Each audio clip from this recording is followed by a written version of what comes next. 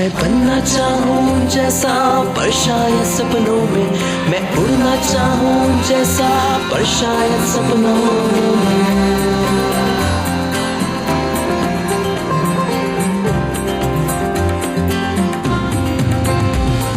सपनों की है उड़ान, कांटे बन गए फूल समान, रोक न पाए वो मुझको मुट्ठी में मेरी ये आसमां। Born to be remembered,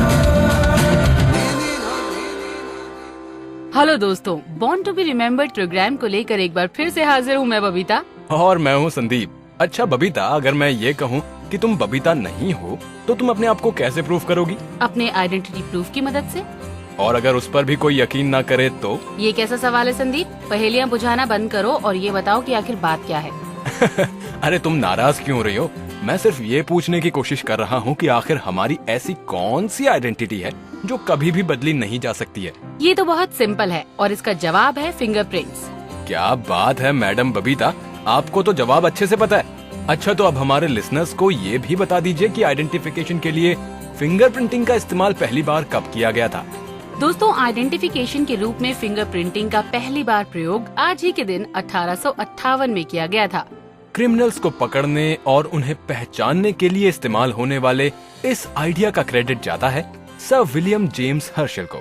sir William Herschel इस दौरान इंडिया में ब्रिटिश सिविल सर्विस में काम कर रहे थे और इन्होंने फिंगरप्रिंटिंग का इस्तेमाल सिग्नेचर वेरिफिकेशन और क्रिमिनल्स की आइडेंटिटी का पता लगाने के लिए शुरू किया था। हाँ, और फिर 1863 में French chemistry professor Paul John Coulier ने आयोडीन फ्यूम्स की खोज की। इन फ्यूम्स की मदद से छिपे फिंगरप्रिंट्स भी आसानी से देखे जा सकते थे। लेकिन 1880 के बाद फिंगरप्रिंट्स जैसी टेक्निक की डेफिनेशन बदली और स्कॉटिश सर्जन हेनरी फॉल्स ने इसके पॉजिटिव वेज के बारे में बताया। 1886 में फॉल्स इंग्लैंड आए और पुलिस के सामने इंक की मदद से प्रॉपर फिंगरप्रिंट लेने का आइडिया रखा। लेकिन पुलिस ने उनका आइडिया रिजेक्ट कर दिया और कहा कि दो आदमियों के फिंगरप्रिंट्स एक जैसे भी हो सकते हैं।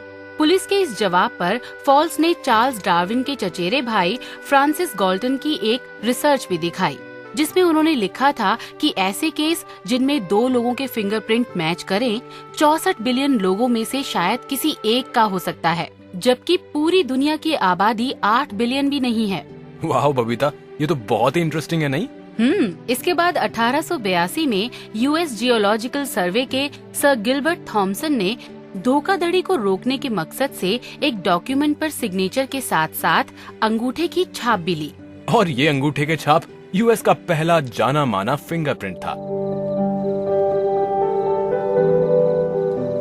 और फिर धीरे धीरे लोगों ने इस बात को मानना शुरू कर दिया, जिसके कुछ समय बाद 1897 में कोलकाता ने अपना फिंगरप्रिंट ब्यूरो एस्टैब्लिश किया, जहां दो इंडियन एक्सपर्ट्स अजीजुल हक और हेमचंद्र बोस ने एक नए हेनरी क्लासिफिकेशन सिस्टम की शुरुआत की।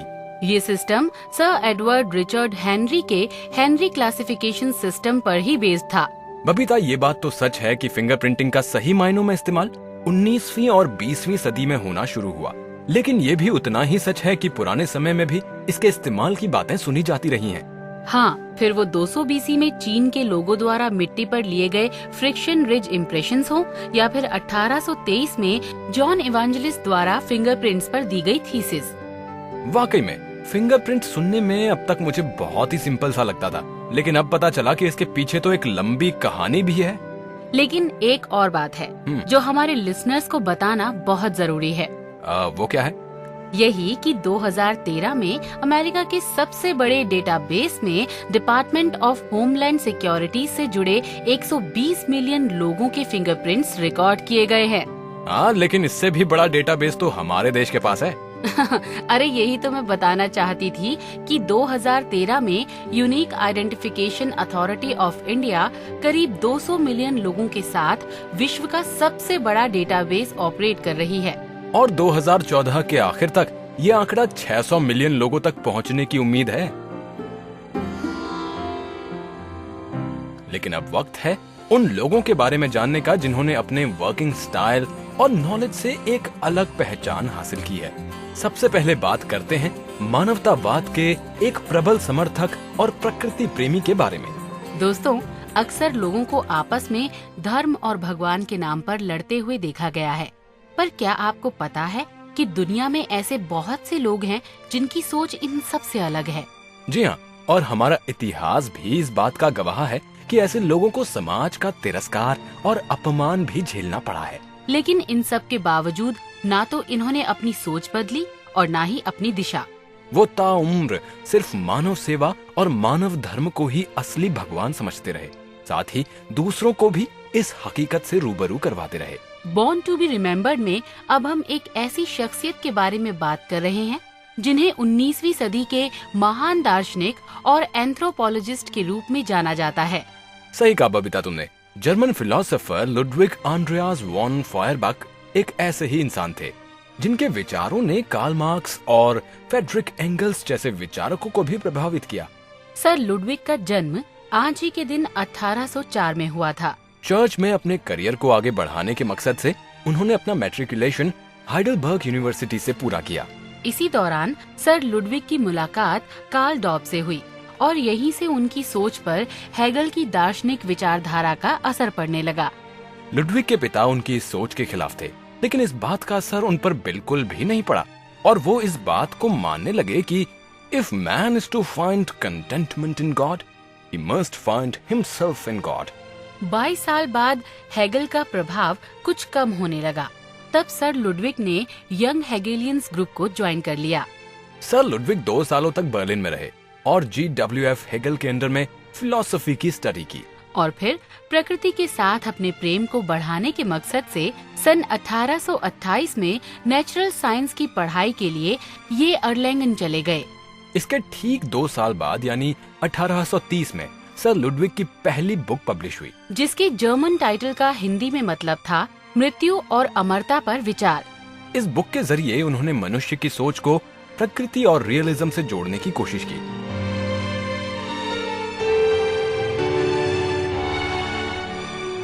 और 1841 में इनकी सबसे ज्यादा पॉपुलर फिलॉसफी दस वेसिन देस क्रिस्टेंटम्स पब्लिश हुई, जिसका मतलब है द एसेंस ऑफ क्रिश्चियनिटी। बाद में जॉर्ज एलियट द्वारा इस बुक का इंग्लिश ट्रांसलेशन भी किया गया। सर लुडविग ने अपनी राइटिंग्स के जरिए हमेशा भगवान को धर्म की जंजीरों से अलग रखने पर जोर दिया। उनका मानना था कि creation remains a part of the creator, while the creator remains greater than the creation।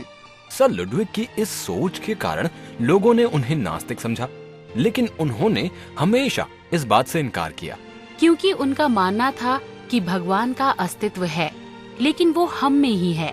इसीलिए अपने आप को इस काबिल बनाने की कोशिश करनी चाहिए ताकि हम प्रकृति को करीब से जान व पहचान सके। 1848 से 1849 के दौरान राजनीतिक उठापटक शुरू होने लगी और इसी बीच सर लुडविग रेवोल्यूशनरीज के हीरो के रूप में सामने आए। इसके बाद सर लुडविग की फाइनेंशियल कंडीशन बहुत बेहतर नहीं थी, लेकिन फिर भी अपने दोस्तों की मदद से उन्होंने 1866 में अपनी आखिरी बुक गॉटहाइट फ्राइहाइट und Unsterblichkeit पब्लिश की और फिर लंबे समय तक संघर्ष करते हुए 13 सितंबर 1872 में अपनी आखिरी सांसें पूरी की। लेकिन उनकी रियल थिंकिंग और साइंटिफिक अप्रोच आज भी बहुत से फिलोसोफर्स के लिए इंस्पिरेशन है। इसीलिए आज सर लुडविग फॉयरबach के जन्मदिन पर बॉर्न टू बी रिमेम्बर्ड की पूरी टीम उन्हें और उनकी सोच को सैल्यूट कर रही है। Born to be remembered, born to be remembered। वैसे संदीप, लिखना यानी राइटिंग हर किसी के बस की बात नहीं होती, और खास तौर पर जब आप किसी पब्लिकेशन के लिए लिख रहे हो। हाँ बबीता, वो तो है, लेकिन कोई भी काम नामुमकिन नहीं होता जब तक कि आप हार न माने। मशहूर पाकिस्तानी उर्दू राइटर, पोएट और फेमिनिस्ट फाहमिदा रियाज भी एक ऐसी ही पर्सनैलिटी हैं, जिन्होंने हमेशा मुश्किल हालातों का सामना पूरी ताकत से किया। और यही वजह है कि आज फाहमिदा रियाज को पाकिस्तान के अलावा भारत में भी एक जानी मानी लेखिका के रूप में जाना जाता है। आ गई शाम गम आ गई, फिर बताने से क्या फायदा, हो गया दिल का खून हो गया, सच है ये, सच है ये, फिर फसाना बनाने से क्या फायदा, खो गए हम सफर, सब गए अपने घर। राह चलतों को अब राह में रोक कर ये कहानी सुनाने से क्या फायदा। मर गई कोई शहर, दफन करके उसे राह पर चल पड़ी, सिर्फ मेरी थी ये। जैसे हो ये बहुत ही बड़ी एक खबर, ऐसे सुर्खी जमाने से क्या फायदा।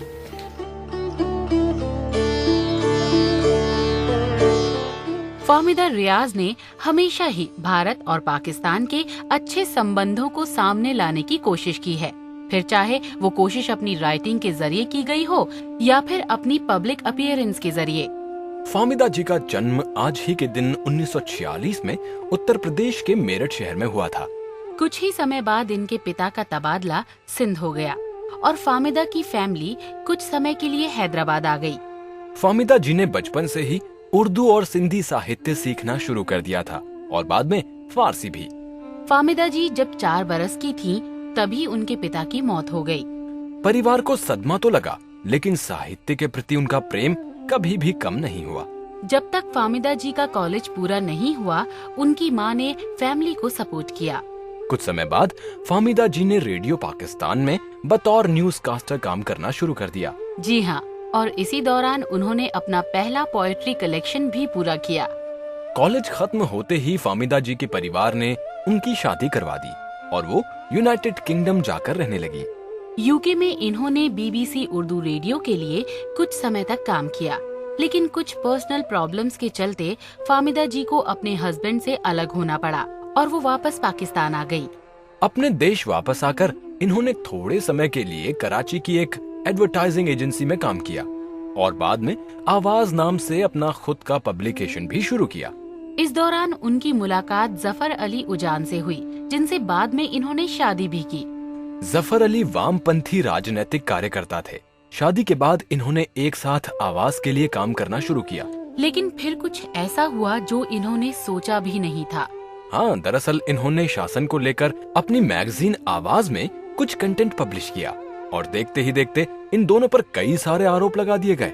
आवाज मैगजीन को बंद कर दिया गया और इन दोनों पति पत्नी को जेल भेज दिया गया। किस्मत ने फाहमिदा जी का साथ दिया और एक मित्र की मदद से इनकी बेल हो गई। और ये मित्र उनकी बहुत अच्छी दोस्त अमृता प्रीतम थी, जो खुद भी एक मशहूर लेखिका थी।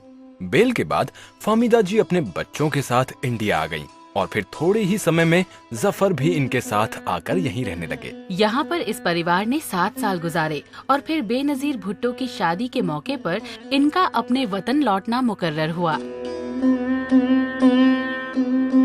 बेनजीर शासन के दौरान फाहमिदा रियाज को नेशनल बुक फाउंडेशन का मैनेजिंग डायरेक्टर बनाया गया, पर अभी भी सुख और अमन इन पर मेहरबान नहीं था। सरकार बदली और नवाज शरीफ के सिपह सलारों ने फाहमिदा जी पर भारत की एजेंट होने का इल्जाम लगाना शुरू कर दिया। यही वजह रही कि फाहमिदा जी को फिर से बेरोजगारी का सामना करना पड़ा।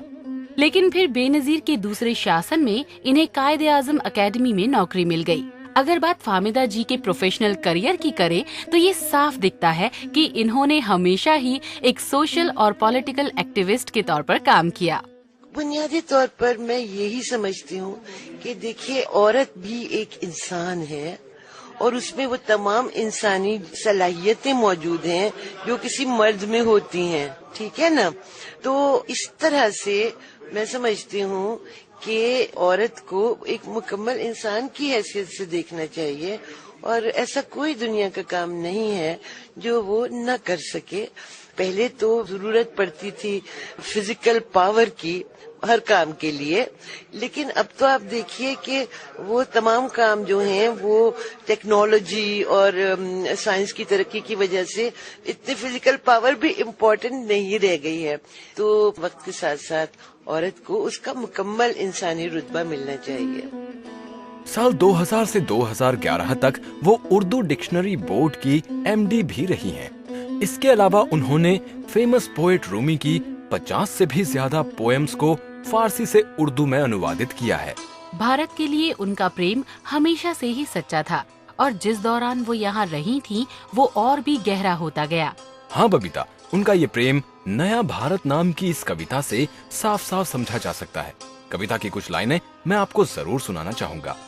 तुम बिल्कुल हम जैसे निकले, अब तक कहाँ छिपे थे भाई, वो मूर्खता, वो गवारपन जिसमें हमने सदियां गंवाई, आखिर पहुंची दुआ तुम्हारी, अरे बधाई बहुत बधाई। भारत के लिए उनका प्रेम खास तौर पर हिंदू और मुस्लिम के भाईचारे पर बेस्ड है। यही वजह है कि उन्होंने हमेशा अपने शब्दों को धर्म के बंधन से अलग रखने की कोशिश की है। पाकिस्तान के फेमिनिस्ट स्ट्रगल में भी उन्होंने अपना पूरा साथ दिया और इस दिशा में उन्होंने जेंडर इक्वालिटी को लेकर कई कविताएं, कहानियां भी लिखी। फिलहाल इन दिनों फाहमिदा जी एक ऐतिहासिक नॉवल लिख रही हैं, जिसका मकसद हिंदू मुस्लिम की एकता और मजहब के असली मकसद को सभी के सामने रखना है। इस बात में कोई संदेह नहीं है कि वो एक स्वतंत्र लेखिका होने के साथ साथ एक नेक दिल इंसान भी हैं। इसीलिए आज उनके जन्मदिन पर हमारी पूरी टीम उन्हें बधाई दे रही है।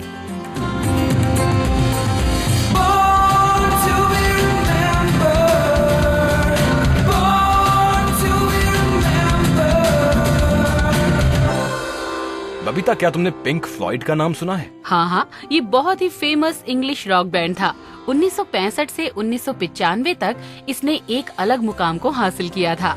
1965 में इस बैंड की शुरुआत 4 स्टूडेंट्स ने मिलकर की थी, जिनमें से एक थे Richard William right. Richard Wright इस बैंड के कीबोर्डिस्ट थे, लेकिन कई बार इन्होंने अपने बैंडमेट्स के साथ सॉन्ग राइटर की भी भूमिका निभाई थी। राइट का जन्म आज ही के दिन 1943 में नॉर्थ वेस्ट लंदन में हुआ था। इन्होंने 12 साल की उम्र में खुद से ही गिटार और पियानो बजाना सीख लिया था। इसके बाद कुछ समय तक इन्होंने म्यूजिक थ्योरी और कंपोजिशन में ट्रेनिंग भी ली। लेकिन अपने करियर से अनजान राइट ने रीजेंट स्ट्रीट पॉलिटेक्निक में आर्किटेक्चर की पढ़ाई के लिए एडमिशन ले लिया। इसी दौरान इनकी मुलाकात फ्यूचर बैंडमेट्स निक मेसन और रॉजर वॉटर्स से हुई और सभी ने मिलकर म्यूजिक की दुनिया में नाम बनाने का फैसला किया। इन्होंने अपने पहले बैंड का नाम आर्किटेक्चर एबडैब्स रखा, लेकिन बाद में एक स्टूडेंट बैरेट ने पिंक फ्लॉयड का नाम सजेस्ट किया। बैरेट इस बैंड के चीफ सॉन्ग राइटर थे और ये नाम American blues music legends pink Anderson और फ्लॉयड काउंसिल के सम्मान में रखा गया था। राइट ने बैरेट के साथ कई बार सॉन्ग कॉम्पोजिशन और सिंगिंग में भी अपनी स्किल्स का इस्तेमाल किया। The great gig in the sky, the dark side of the moon और अस एंड देम राइट के पॉपुलर कंपोजिशंस थे।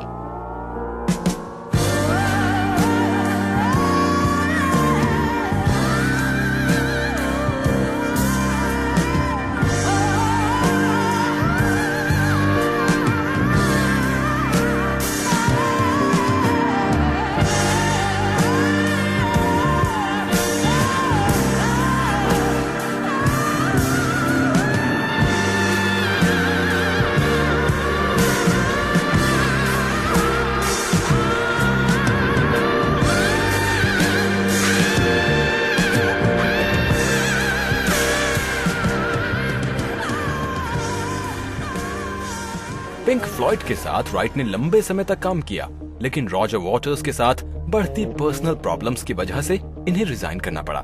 ऐसा करने के लिए इन पर प्रेशर भी डाला गया, जिसके बाद इन सभी के बावजूद राइट ने सितंबर 1978 में अपना पहला solo project wet dream release किया। इसके बाद काफी समय तक इन्होंने लाइव कॉन्सर्ट्स और एल्बम प्रमोशंस भी किए। राइट के बाद पिंक फ्लॉयड की फाइनेंशियल कंडीशन खराब होती गई और उनकी गैर मौजूदगी में ये बैंड सिर्फ एक ही album the final cut release कर पाया, जिसके बाद राइट पिंक फ्लॉयड के साथ एक बार फिर से जुड़े और उन्होंने 5 गाने इनके साथ मिलकर कंपोज किए। 2 जुलाई 2005 में आखिरी बार लंदन के लाइव एड कॉन्सर्ट में पिंक फ्लॉयड के सारे मेंबर एक साथ परफॉर्म करते नजर आए।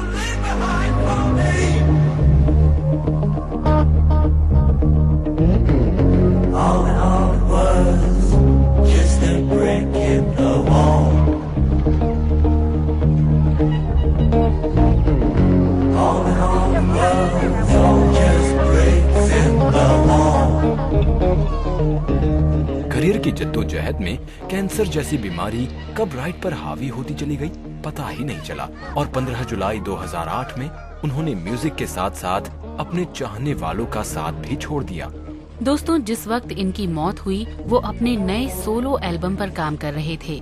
आज उनकी जगह जरूर खाली हो गई है, लेकिन इस प्यारे, सच्चे और जेन्युइन इंसान को भूल पाना आसान नहीं है। इसीलिए राइट के जन्मदिन के मौके पर हम सभी उन्हें दिल से श्रद्धांजलि दे रहे हैं।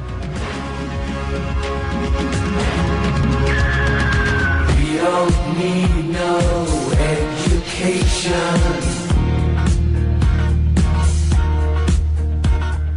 We don't need no thought control.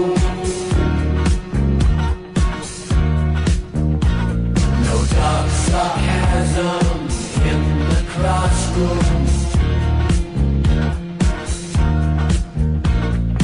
Teacher, leave them kids alone. किसी ने सच ही कहा है कि कुछ दिन ऐसे होते हैं जब नसीब के सितारे कुछ ऐसे चमकते हैं कि ऐसे दिनों पर जन्म ही अलग होता है। और शायद इसीलिए आज हमारे प्रोग्राम में एक नहीं बल्कि 2 संगीत के महारथी शामिल हैं। और हमारी इस पर्सनैलिटी को अमेरिकन गिटारिस्ट और कॉम्पोजर के अलावा डिक्सी ड्रेक्स के फाउंडर्स के रूप में भी जाना जाता है। वैसे अब तक हमारे बहुत से लिसनर्स ने तो इनके बारे में गेस भी कर लिया होगा। अरे भाई, करेंगे क्यों नहीं। डिक्सी ड्रेक्स और डीप पर्पल का नाम जो इनसे जुड़ा है। डिक्सी ड्रेक्स के फाउंडर स्टीवन मॉर्स ने अब तक के अपने करियर में रॉक, कंट्री, फंक, जैज, क्लासिकल और फ्यूजन जैसी संगीत शैलियों का इस्तेमाल किया है। अपने सक्सेसफुल सोलो करियर के अलावा मिड 1980s में ये कैंसस बैंड के मेंबर भी रहे हैं। मॉर्स का जन्म 28 जुलाई 1954 को एक वेल रिकॉग्नाइज्ड फैमिली में हुआ था। इनके पिता एक मिनिस्टर और माँ क्लासिकली ट्रेन्ड पियानिस्ट थीं, जिस वजह से म्यूजिक में इनका शौक बचपन से ही रहा। लेकिन गिटार की तरफ मॉर्स का अट्रैक्शन तब हुआ जब इन्होंने काउंटी फेयर में किसी को गिटार पर एक बेहतरीन धुन को बजाते हुए सुना। लेट 1960s में उन्होंने 3 नाम के एक बैंड में अपने बड़े भाई और स्कूलमेट्स के साथ प्ले किया।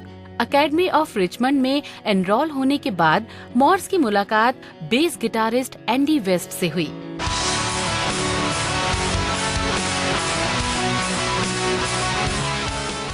इन्होंने कुछ और स्टूडेंट्स के साथ मिलकर डिक्सी ग्रिड बैंड बनाया और परफॉर्म करना शुरू कर दिया। पर दिल में हौसला तो था कुछ करने का, और इसीलिए मॉर्स वेस्ट के साथ तब तक परफॉर्म करते रहे जब तक कि मॉर्स को 10वीं कक्षा में स्कूल से निकाला नहीं गया। और इनके निकाले जाने की वजह थी लंबे लंबे बाल, जो इन्होंने कहने के बावजूद भी नहीं कटवाए थे। इस इंसिडेंट के कुछ समय बाद इन्होंने मायामी स्कूल ऑफ म्यूजिक में दाखिला ले लिया। 1970 के दौरान एंडी वेस्ट भी यूनिवर्सिटी ऑफ मायामी पहुंचे और इन्होंने मिलकर फिर से डिक्सी ड्रेक्स बैंड बनाया। कैप्रिकॉर्न और फ्री फॉल में इस ग्रुप की परफॉर्मेंस ने मॉर्स को फ्यूजन का नया चेहरा बना दिया। अब मॉर्स को उनकी कॉम्पोजिशन स्किल्स और जबरदस्त मौसीकी के लिए पहचाना जाने लगा था। 1979 में डिक्सी ड्रेक्स ने 3 एल्बम रिकॉर्ड किए। मॉर्स का सफर सफलता के साथ आगे बढ़ता जा रहा था और फिर 1986 में इन्होंने कैंसस रॉक ग्रुप को ज्वाइन किया। I close my eyes only for a moment and the moment's gone. All my dreams pass before my eyes, a curiosity, dust in the wind. All they are is dust in the wind. एक guitarist होने के बावजूद late 1987 से early 1988 तक Moore's ने commercial airline को pilot के तौर पर भी काम किया। और फिर 1994 में मॉर्स ने रिची ब्लैकमोर को रिप्लेस करते हुए British hard rock group deep purple को ज्वाइन किया। डीप पर्पल के साथ इन्होंने 5 स्टूडियो एल्बम्स और 7 लाइव एल्बम्स में योगदान दिया है। वैसे संदीप, ब्लैकमोर की जगह लेना आसान काम नहीं था, लेकिन मॉर्स भी कोई कच्चे खिलाड़ी नहीं थे। और यही वजह है कि मॉर्स को लगातार 5 बार गिटार प्लेयर पोल का बेस्ट ओवरऑल गिटारिस्ट सम्मान मिला है। डीप पर्पल के साथ साथ 2003 में इन्होंने जिमी बार्न्स, बॉब डेजली, ली कर्सलिक और डॉन एरी के साथ मिलकर लिविंग लाउड बैंड बनाया। वैसे मॉर्स की खासियत ये थी बबीता कि वो अपने म्यूजिक के साथ तो एक्सपेरिमेंट करते ही थे, साथ में उन्होंने अपने इक्विपमेंट्स के साथ भी कई एक्सपेरिमेंट्स किए। हाँ, वो तो है। 80 में उनके हाथ में नजर आने वाला गिटार काफी बड़ा होता था।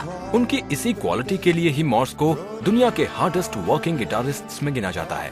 इसके अलावा मॉर्स ने कठिन से कठिन क्लासिकल सीक्वेंस को भी लाइव परफॉर्म किया है।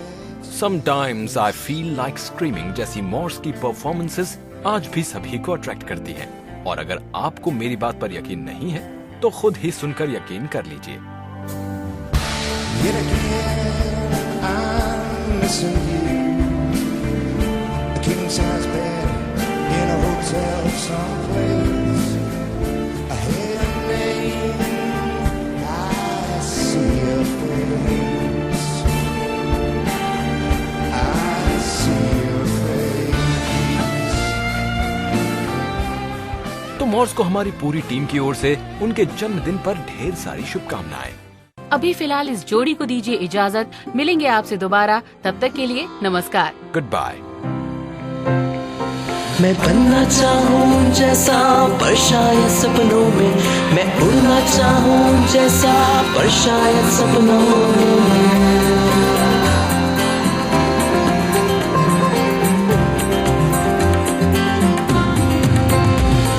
सपनों की है उड़ान, कांटे बन गए फूल समान, रोक न पाए वो मुझको मुट्ठी में मेरी है आसमान।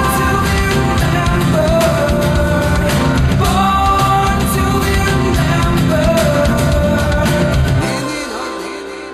इस कार्यक्रम के कार्यकारी निर्माता जैनेंद्र सिंह।